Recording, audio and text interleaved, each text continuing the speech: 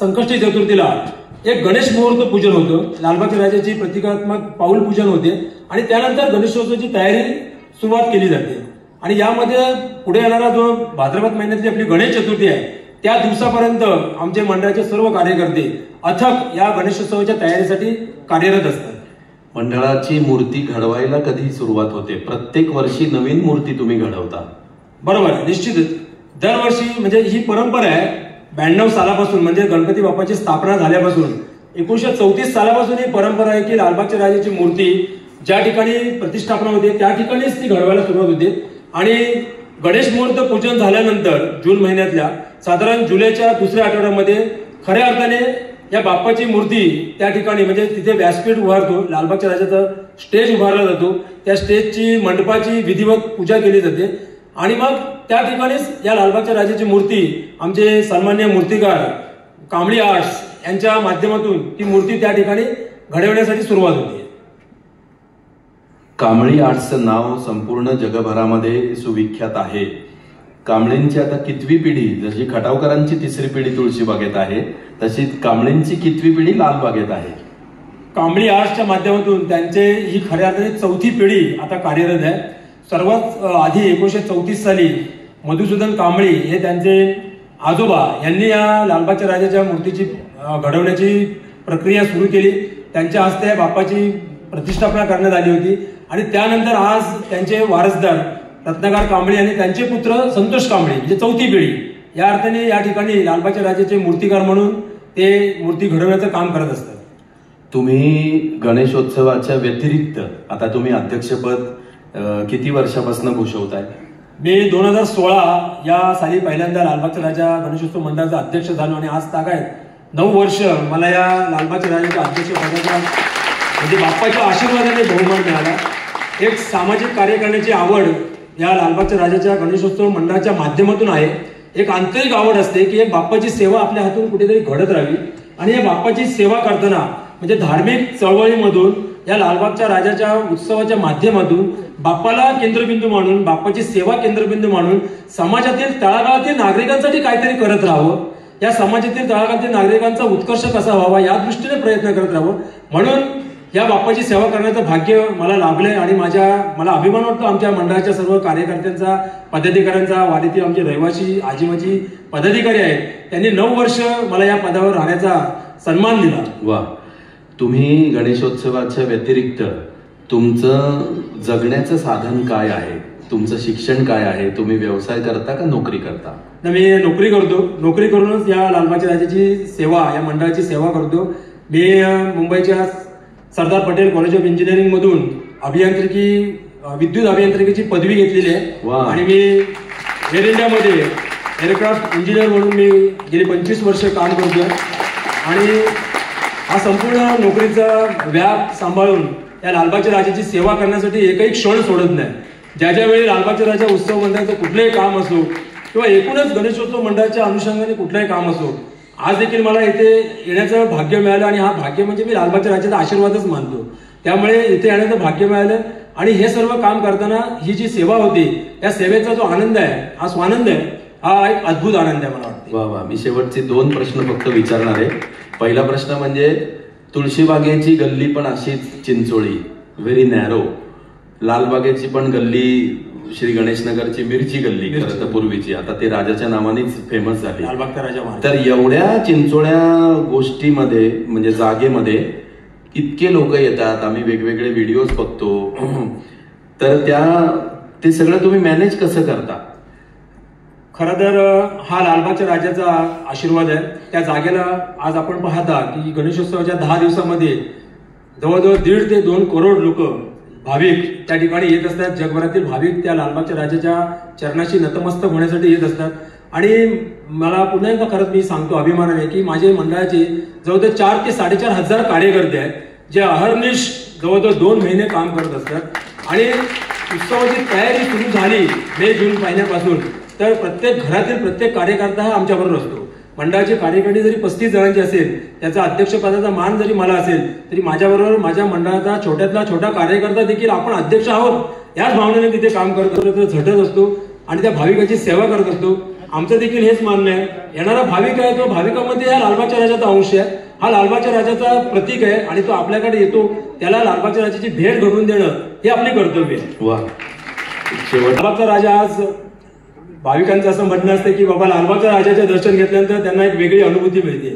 ब्रह्मस्थान प्राप्त झालेल्या या लालबाग मार्केटमध्ये लालबागच्या राजाची प्रतिष्ठापना होती आणि येणारा करोडो भाविक आहेत. हे भाविक आपल्या इच्छेप्रमाणे या लालबागच्या राजाच्या दानपेटीमध्ये निधी अर्पण करत असतात, सोन्या चांदीच्या वस्तू अर्पण करत असतात आणि हा संपूर्ण निधी आम्ही देखील असं मानतो ज्या भाविकाने आपल्या श्रद्धेपोटी आणि या लालबागच्या राजाच्या भक्तीसाठी त्याच्या चरणी अर्पण केलेला हा जो निधी आहे, हा निधी या 10 दिवसातला जवळजवळ 12 ते 14 करोडच्या आसपास निधी जातो. तर आमचं देखील हे मानणं आहे की आलेला निधी ज्या भाविकांनी अर्पण केलाय त्या भाविकांच्याच कामासाठी उपयुक्त व्हायला पाहिजे आणि म्हणून आम्ही मंडळाने विविध असे सामाजिक उपक्रम हाती घेतलेले आहेत. प्रामुख्याने डायलिसिस सेंटर आहे. आज आपण पाहतो की समाजामध्ये अनेक असे डायलिसिस रुग्ण असतात. डायलिसिसचे उपचार घेणं अतिशय म्हणजे महागडा उपचार आहे, सर्वसामान्य कुटुंबांना न परवडण्यासारखं आहे. तर मंडळाने लालबागचा राजा डायलिसिस सेंटर सुरू केलेलं आहे आणि त्यामध्ये मोफत उपचार केले जातात. आता 6 मार्च 2025ला 14 वर्ष होती या लालबागच्या राजा डायलिसिस सेंटरला. कोविडच्या काळामध्ये देखील आमची संपूर्ण मेडिकॉलॉजीची टीम आहे ती पूर्णपणे अहोरात्र या डायलिसिस सेंटरमध्ये कार्यरत होती. अनेक वैद्यकीय शिबिरं त्यावेळी राबवली आणि हा जो लालबागच्या राजाचा म्हणजे एक आशीर्वाद आहे की प्रत्येक जो रुग्ण असेल त्या रुग्णाला ती लालबागचा राजा डायलिसिस सेंटर एक म्हणजे जीवनदायी ठरलेले आहे. त्याचप्रमाणे मंडळाचे ग्रंथालय आहे. या ग्रंथालयामध्ये आज तागायत जवळजवळ 88,000 सभासद आहेत आणि संपूर्ण प्रकारची म्हणजे शैक्षणिक पुस्तकं, मग त्यामध्ये arts, commerce, science, engineering, law, medical किंवा मॅनेजमेंट किंवा परदेशात शिक्षण घेत असलेली मुलं ह्या सगळ्यांना त्यांच्या शालेय जीवनामध्ये महाविद्यालयीन जीवनामध्ये जी काही पुस्तकं आवश्यक असतील ती पुस्तके मोफत आम्ही मंडळाच्या माध्यमातून त्या मुलांना पुरवत असतो. जवळजवळ 5 ते 6 लाख पुस्तकांचा साठा लालबागचा राजा ग्रंथालयामध्ये आहे. त्याचं नाव आम्ही स्वातंत्र्यवीर सावरकर ग्रंथालय ठेवलं. त्यानंतर संत ज्ञानेश्वर संदर्भ पुस्तक पिढी आहे. या पुस्तक पिढीतून आपण अनेक मुलांना पुस्तकं उपलब्ध करून देतो. साहित्य विषयक लायब्ररी आमची मोठ्या प्रमाणात आहे.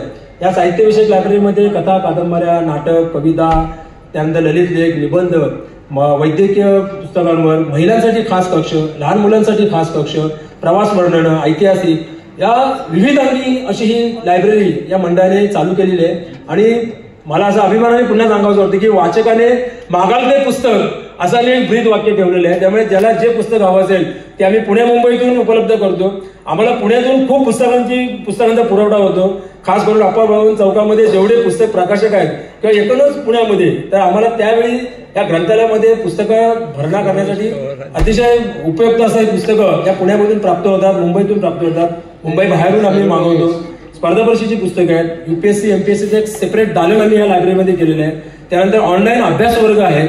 परीक्षार्थी जे मुलं असतात त्यांना मार्गदर्शन वर्ग आहेत आणि कुठल्याही प्रकारची फी न घेता, कुठल्याही प्रकारचं डिपॉझिट न घेता येणाऱ्या प्रत्येक विद्यार्थ्याला त्यामध्ये अभ्यास करून प्रत्येक पुस्तकाचा लाभ घेता यावा त्या प्रकारे मंडळाची लायब्ररी संत ज्ञानेश्वर संदर्भ पुस्तक पिढी आणि स्वातंत्र्यवीर सावरकर ग्रंथालय आम्ही जवळजवळ गेले 25 वर्ष चालवत आहोत. वा वा वा. असे अनेक उपक्रम आहेत. महिलांसाठी योगा अभ्यास वर्ग आहे, पुरुषांसाठी योगा अभ्यास वर्ग आहे, लोकमान्य टिळक संगणक प्रशिक्षण केंद्र आहे. यामध्ये विविध असे कोर्सेस चालतात. त्यानंतर काही आपण आता तुळशीबाग उत्सव मंडळाचं मी देखील कार्य पाहिलं, ऐकलं आणि खूपच मनस किंवा दुर्दैवाने आपल्या महाराष्ट्रामध्ये किंवा मुंबई किंवा पुणे शहराच्या नजीक घडतात, तेव्हा लालबागचा राजा उत्सव मंडळ कधी या गोष्टीसाठी मागे न पाहता ज्या दिवशी घटना घडेल दुर्दैवाने त्याच दिवशी लालबागचा राजा उत्सव मंडळाचे कार्यकर्ते त्या ठिकाणी जाऊन त्या आपत्ग्रस्त नागरिकांना मदत करत असतात. त्यावेळी कुठल्या प्रकारचा निधी किती खर्च करावा याची आम्हाला चिंता नसते. गेल्या वर्षी दुर्दैवाने उत्सव मंडळाचे कार्यकर्ते त्या डोंगरावर होते आणि तेथील लोकांना जीवनावश्यक वस्तू घेऊन आम्ही तिथे पोहोचलो होतो. त्यानंतर काही वर्षापूर्वी 2005 साली महाप्रलय आला होता महाराष्ट्रामध्ये आणि संपूर्ण महाराष्ट्रातील जनता पूरग्रस्त झाली होती. तर महाड तालुक्यातील जुई गाव जे लँडस्लाईड झालं होतं, जवळजवळ 34 ते 35 घरं त्या ठिकाणी जमिनीखाली गाडली गेली होती आणि त्यावेळी देखील मंडळाचे सर्व कार्यकर्ते आम्ही देखील होतो त्यामध्ये. तेव्हा मी मंडळाचा एक साधा कार्यकर्ता होतो. परंतु 2005 साली त्या जुई गावात जाऊन तिथे 34 घरांचं आम्ही रिहॅबिलिटेशन केलं आणि ते गाव पुनर्वसन करून तिथल्या लोकांना त्या 6 महिन्याच्या आत चावीचं वाटप देखील केलं. आज जुईगाव लालबागचा राजा नगर म्हणून प्रसिद्ध आहे वा वा. महाड तालुक्यातील रायगड जिल्ह्यामध्ये. तर ही सामाजिक उपक्रम आहेत. मला खरोखर अभिमान वाटतो की म्हणजे मी विशेष प्रामुख्याने सांगेन की गणेशोत्सव मंडळाचा कार्यकर्ता कुठेही गेला तरी तो एक वेगळ्या अवतारामध्ये चमकत असतो, कारण त्याला समाजातील काम करण्याची नाळ जोडलेली असते. प्रत्येक समाजातील काही अडचणी असो, काही आपत्ग्रस्त परिस्थिती असो, अशा वेळी या गणेशोत्सव मंडळाचा कार्यकर्ता पहिला धावत असतो. औपचारिक धन्यवाद देणार नाही कारण ही नाळच बाप्पांनी जोडलेली आहे, पण तुम्ही इथं आलात आणि खूप मनापासून उत्तरं दिलीत. परत कधीतरी 1 तास 1.5 तासाचं सेशन तुमचं आम्ही घेऊ. गणपती बाप्पा धन्यवाद. थँक्यू.